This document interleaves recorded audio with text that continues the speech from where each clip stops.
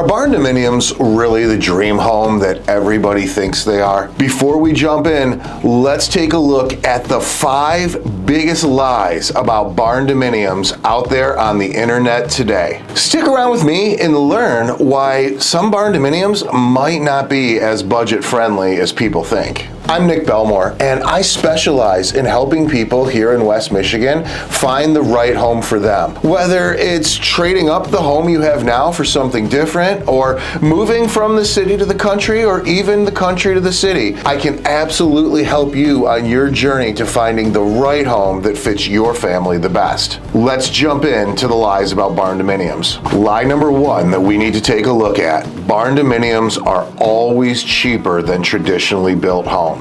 And certain times this can be true. There's a million factors that start to go into it. And a couple of the hidden places that you can run into financial situations with Barndominiums start with A, the foundation. Barndominiums oftentimes aren't on a traditional foundation. Usually they're not on a basement. So what are we looking at? A lot of times it's a slab on grade style of construction. And because of the weight and the size, there could be hidden costs when it comes to reinforcing that concrete slab or preparing the ground under it. Making sure the ground under that slab is properly compacted is going to stop movement in the future and definitely hold back on future problems. However, one of the big things that draws a lot of people into Barndominiums is absolutely those giant garage spaces that so many walk into, and is just one of the biggest features about these types of homes. So making sure that you are set up for a good experience when it comes to foundation is definitely an important piece. Pro tip for anybody out there that might be considering this: speaking to an engineering company as well as a metal fabricating company can absolutely be the right move to make sure you're not running into hidden problems on your building site. Lie number 2, Barndominiums are easy to finance. While there's no doubt that Barndominiums are becoming much more common and so many more lenders are able to provide financing on this type of product than there were a few years ago, it still pales in comparison to traditional building methods. So number 1, when it comes to building your Barndominium, lining up contractors is important, but lining up your financing can be even more important as you go through this process.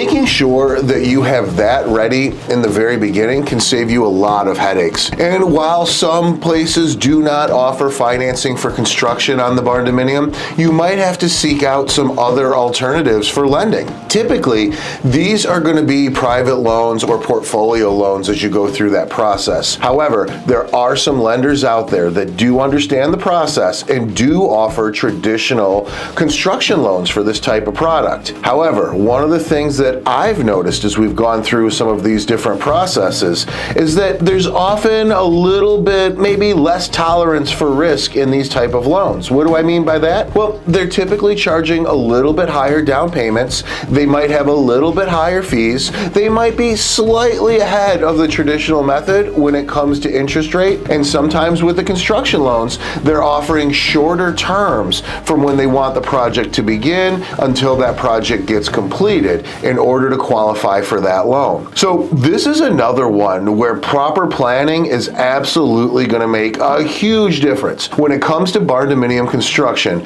we want to have a good idea of 2 things. Number 1, the construction financing. We want to make sure that the lender is well aware of what goes into a Barndominium, and they know that it's going to be able to meet the code requirements that is going to be required by the city that you're building in at this stage. This is another big one for certain lenders. They want to make sure if it's residential that it meets every single one of those residential codes at that stage. What is the use for the Barndominium is a lot of times what they're going to look at. If this is your home, you're going to have a lot more options obviously in that range. So getting with your lender early to understand the construction financing is an important piece. Second piece in this is making sure that the end financing is going to be all set up and they're aware of the product that they're financing. We don't want to find out that you're pre-approved for the loan, but the Barndominium is not, and at the last minute we're scrambling for a lender that offers a program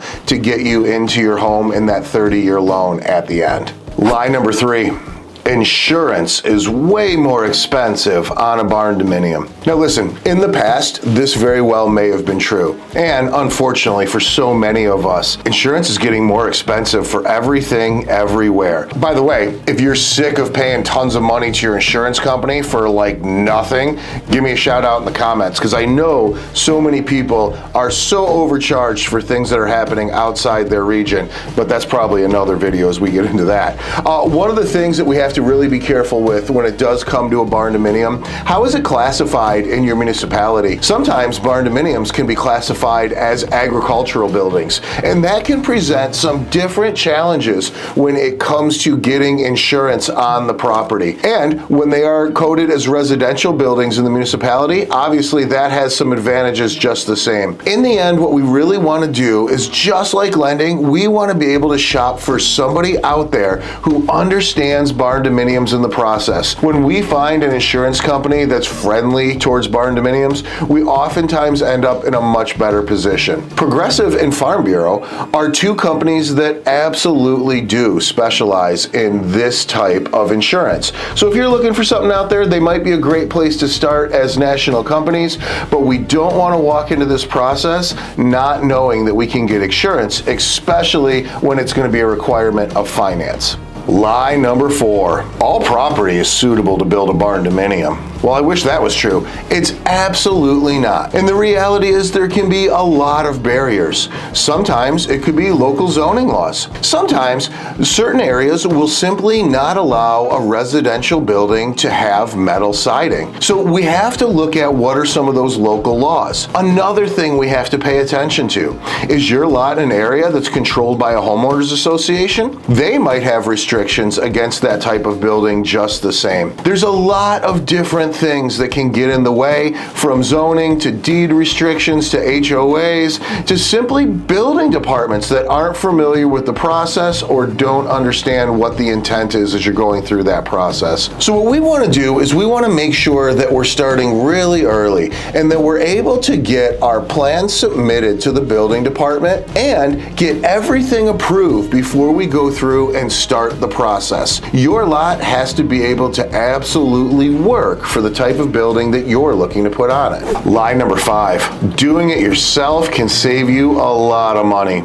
Here's the reality. Sometimes, if you have the proper experience, this can absolutely be true. But for most people, there's definitely a gap in what they need to know and what it requires to get the best deal on the project that you're trying to complete. In the end, a lot of people think, you know what, I'm just going to put up the metal building and then I'll go build the interior myself. But the reality is there can be a lot of different codes and zoning laws that affect this. Ultimately, too, when we're building inside the existing building, we still need to make sure we're protecting against the difference in air temperature, condensation, mold, all these different things that can happen inside these structures. So hiring an architect that specializes in Barndominiums is absolutely one of the best ways to go. If you're going to do it yourself, you want to make sure that you're doing it in the most efficient way and you're not creating a giant problem down the road. When we look at traditional building versus Barndominiums,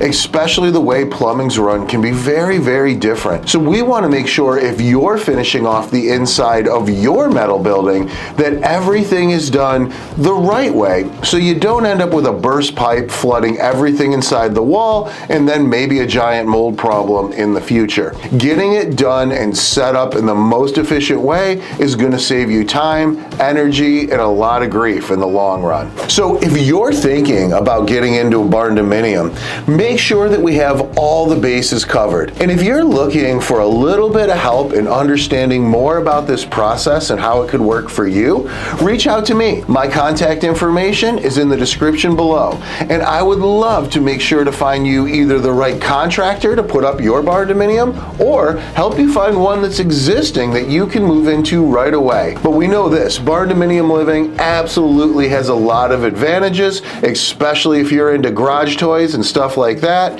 and that is going to be more and more of them coming in the future here in West Michigan.